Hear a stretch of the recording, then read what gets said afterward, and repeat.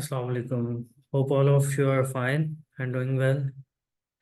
So कल हमने topic discuss किया था जिसका टॉपिक था WPS and WQT, welder qualification and procedure qualification. And आज हमारा टॉपिक होगा material inspection and codes and standards. So why do we need to do material inspection? हमें मटेरियल को क्यों इंस्पेक्ट करना होता है? What is the main reason?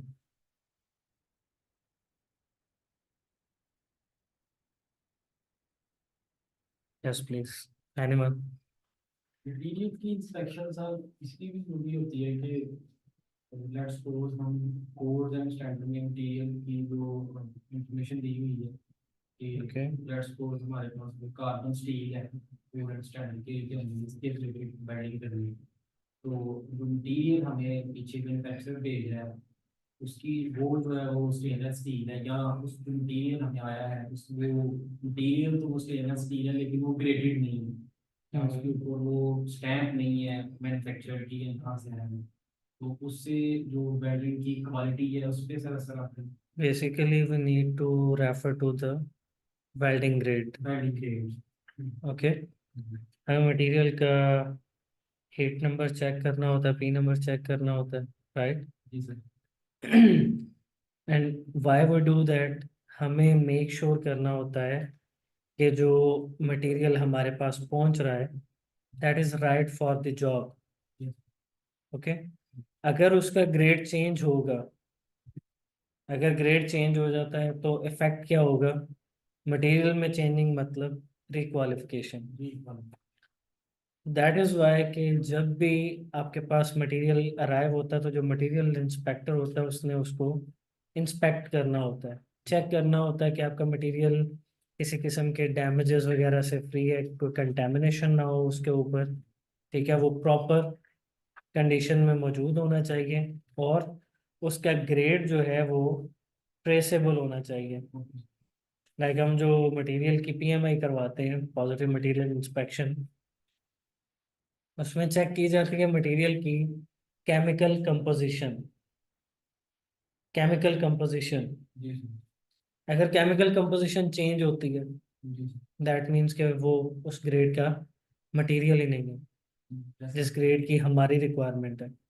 So are वो गोइंग टू वेल्ड? जी क्या हम उसे वेल्ड करेंगे? नो कभी भी नहीं। ठीक है, क्योंकि अगर आपने यही मटेरियल देखना होता है तो इसकी रेफरेंस आपको कहाँ कहाँ पे मिल रही है? MTC पे भी, WPS पे भी और ड्राइंग्स पे भी। हाँ तो आपका मटेरियल जो है वो सेम ग्रेड का होना चाहिए and trace to an identified certificate, जी राइट? सिर्फ ऐसा नहीं करना कि उसकी MTC आई तो उसी पे यकीन कर लिया कि MTC में उसने ये लिखा हुआ है, नहीं। अब अपने QC डिपार्टमेंट से भी उसको वेरीफाई करवाओगे। ओके। अब मटेरियल इंस्पेक्शन हमें किन किन जगहों पे करनी होती है? ये मैं आस्क हूँ, कहाँ कहाँ पे कर सकते हैं? प्लेट पाइप मिल पे भी करते हैं, ड्यूरिंग फैब्रिकेशन या कंस्ट्रक्शन पे भी करते हैं, after installation of material, using planned maintenance program, outages और शटडाउन्स वगैरह पे भी आपको मटेरियल इंस्पेक्शन रिक्वायर होती है, राइट? सो डिफरेंट मटेरियल्स हैं जिनको यूज़ किया जाता है ड्यूरिंग फैब्रिकेशन, जिसमें ये कुछ नॉर्मल यूज़ होने वाले मटेरियल्स हैं। हाँ, इनमें टाइटेनियम, कॉपर, इस तरह के अलॉयज आपको कम ही देखने को मिलते हैं। वो बहुत रेयर प्रोजेक्ट्स होते हैं जिन पे आपको ये कभी देखने को मिलेंगे, वरना नॉर्मली स्टील्स चलती हैं। लाइक आपकी कार्बन स्टील है। ओके, कार्बन स्टील में आगे डिफरेंट टाइप्स आ जाती हैं। फिर आपके अलॉय स्टील्स हैं, अलॉय स्टील में टाइप्स आ जाती हैं, डिफरेंट ग्रेड्स हैं, डिफरेंट अलॉयज हैं आपके पास एप्लीकेशंस के अकॉर्डिंग। ओके। अब हर मटेरियल के अंदर हम कुछ अलॉइंग एलिमेंट्स ऐड करते हैं during making of that material. इनको ऐड किया जाता है और इनका कुछ स्पेसिफिक पर्पस होता है। ओके। जी सर। हर एलिमेंट का एक प्रॉपर फंक्शन है और हमें उसको देखते हुए, उसको फॉलो करते हुए देखना है कि हमारी रिक्वायरमेंट किस एलिमेंट की है। उसके अकॉर्डिंग आप वो एलिमेंट ऐड करवाओगे और अपना मटेरियल मैन्युफैक्चर करवाओगे। ओके। जैसे फॉर एग्जांपल आयरन तो मेन कॉन्स्टिट्यूएंट है स्टील का। कार्बन स्ट्रेंथ और हार्डनेस प्रोड्यूस करता है। मैंगनीज टफनेस प्रोड्यूस करेगा। सिलिकॉन एज अ डीऑक्सीडाइजर है। Aluminium grain definer plus deoxidiser plus toughness भी प्रोवाइड करता है। राइट। जी सो आपको ये सभी याद होने चाहिए। ओके। बिल्कुल। लीड करते हो क्वेश्चन कर सकता है इसमें भी कि अच्छा जी ये मटेरियल है तो उसके अंदर अगर हम ये वाला एलिमेंट ऐड करते हैं जी तो इस एलिमेंट का फंक्शन क्या होगा। राइट। सो इस पॉइंट ऑफ व्यू से हमें इस टेबल को भी रिमेंबर करना। Now we have two type of inspections.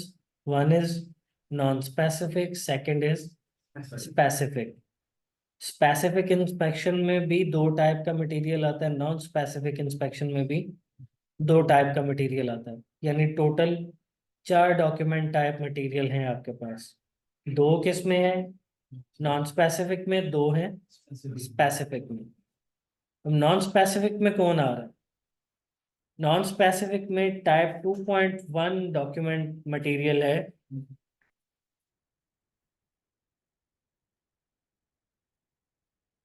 तो 2.1 डॉक्यूमेंट टाइप मटेरियल, इसमें सिर्फ आपको स्टेटमेंट ऑफ कंप्लायंस मिलेगी। Just statement of compliance, nothing else. कोई टेस्ट रिजल्ट, कोई रिकॉर्ड, किसी मैकेनिकल प्रॉपर्टी का कोई मेजर अंदर इंक्लूड नहीं नहीं होगा। और इसे वैलिडेट कौन करता है? मैन्युफैक्चरर। नहीं। ऑब्वियसली जो बनाएगा वो तो कहेगा ना कि मैंने तो अच्छा बना के दिया आपको। लेकिन ये आपको भी पता है कि आपने किस चीज़ के लिए पे किया है। उसे भी पता है कि वो आपको क्या बना के दे रहा है। राइट।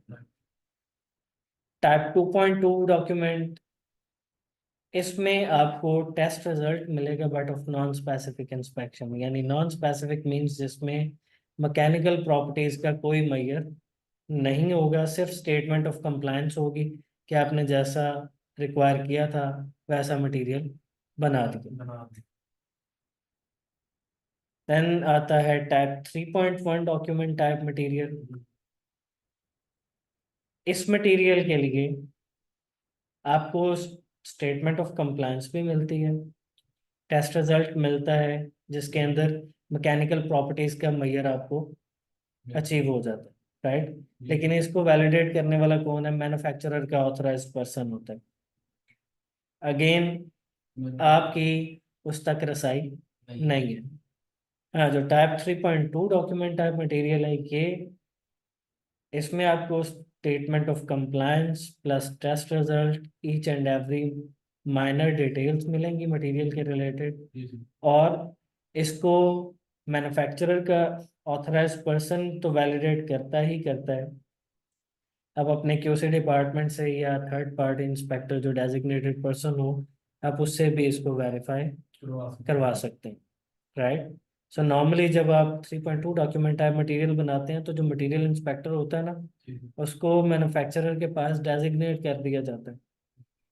वो पूरा मैन्युफैक्चरिंग प्रोसेस ही रिकॉर्ड करता है कि हाँ ये मैंने इस चीज़ को विटनेस किया कि जैसा हमने रिक्वायर किया था एज इट इज़ ही इसने वो सारा मटेरियल बनाया। राइट। बिकॉज रिस्क नहीं ले सकते ना, इसकी कॉस्ट भी ज़्यादा होती है। तो ये फिर जब आपको इस पे वैलिडेशन मिल रही है, आप इसको वैलिडेट करवा सकते हो, तो ऑब्वियसली फिर आप प्रिकॉशंस भी उसी तरह से लोगे। Okay.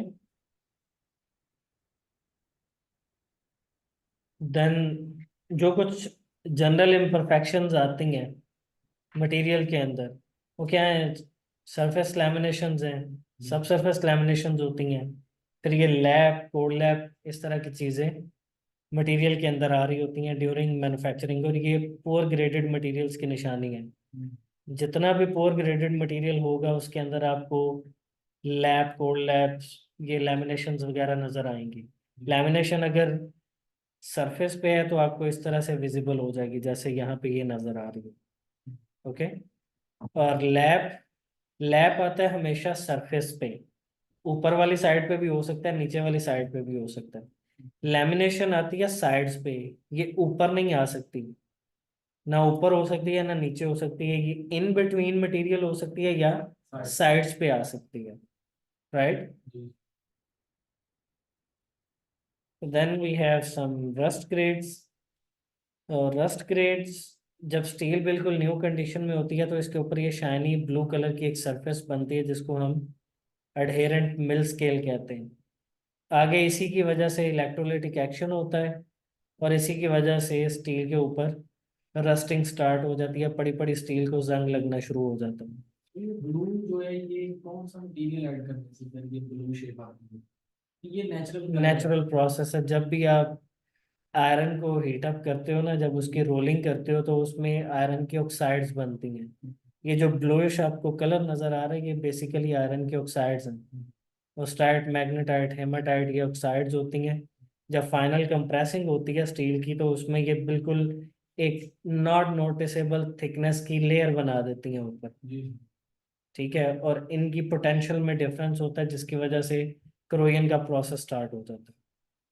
So that is another topic. Let's come back to the topic.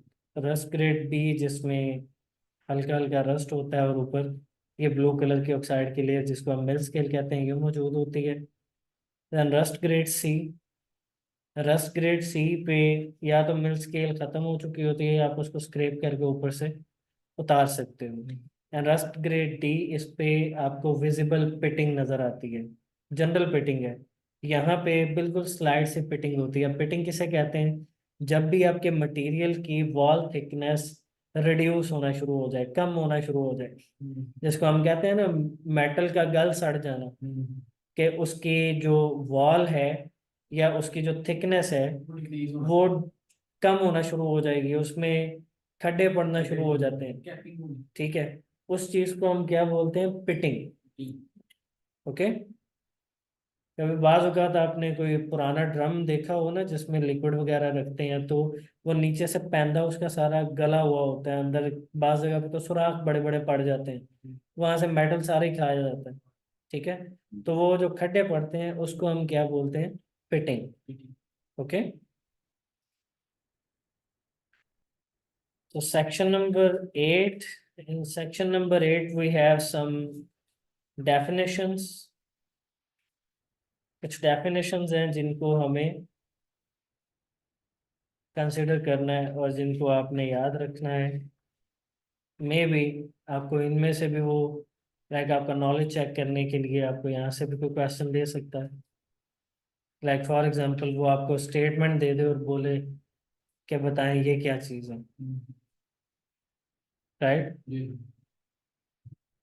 तो ये हेडिंग्स हैं और ये कुछ डेफिनेशंस हैं जिनको आपने कंसिडर करना है। Right.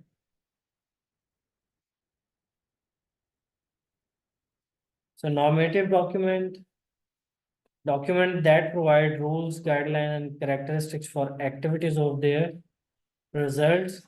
The term normative document is generic, covering documents such as standard, technical specification, code of practice, and regulation। ये like एक cover up है तमाम आपके पास जो documents होते हैं उनका। Standard document established by consensus and approved by a recognized body for repeated use। तो ये गाइडलाइंस होती हैं जिनको हम रिपीटेड यूज के लिए इस्तेमाल करते हैं। राइट। जी। हार्मोनाइज स्टैंडर्ड, जब दो स्टैंडर्ड्स इंटरलिंक होते हैं। Right. Standards on same subject approved by different standardizing bodies that establish interchangeability of product, processes, and services, or mutual understanding of test result or information provided according to the standard। जहाँ पे जाके ये patch up होता है इनका, like ये मिलते हैं या कहीं पे सेम सिनेरियोज आ जाते हैं इनमें, तो वहाँ पे इनकी शेयरिंग जो है इसको हम क्या बोलते हैं? Harmonise standard. Code of practice क्या है? डॉक्यूमेंट दैट रेकमेंड प्रैक्टिसेस और procedure for the design, manufacture, installation, maintenance and utilisation of equipment, structures और प्रोडक्ट्स, राइट? रेगुलेशन, रेगुलेशंस ये किसी भी कंपनी के अंदर लेजिस्लेटिव रूल्स होते हैं, जो मैंडेटरी रूल्स होते हैं, जिनको आपने फॉलो करना ही करना है। ये कंपनी के अपने बाइंडिंग रूल्स होते हैं। रूल्स एंड अथॉरिटी, ये वो बॉडी है जो कि लीगल पावर रखती है और राइट्स रखती है। रेगुलेटरी, रेगुलेटरी अथॉरिटी जो है रिस्पॉन्सिबल फॉर प्रिपेयरिंग और अडॉप्टिंग रेगुलेशंस। इन्फोर्समेंट, जो कि इसको इम्प्लीमेंट करवाएगी। स्पेसिफिकेशन, ये वो स्पेसिफिक डॉक्यूमेंट होता है जिसके अंदर तमाम फिजिकल या टेक्निकल रिक्वायरमेंट्स कवर होती हैं, लाइक आपके visual inspection, NDT, mechanical testing वगैरह। Procedure, procedure is simply way to carry out an activity or process, कि किसी काम को आपने किसी टास्क को परफॉर्म किस तरह से करना, right?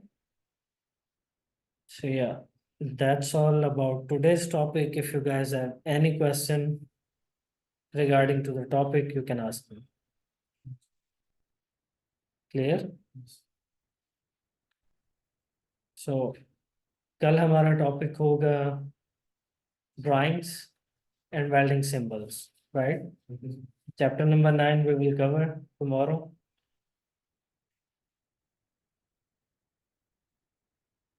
Okay guys, take care. Allah Hafiz.